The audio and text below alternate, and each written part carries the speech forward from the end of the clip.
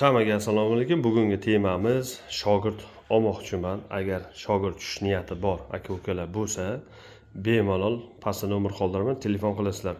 Nima ishlarni o'rgataman.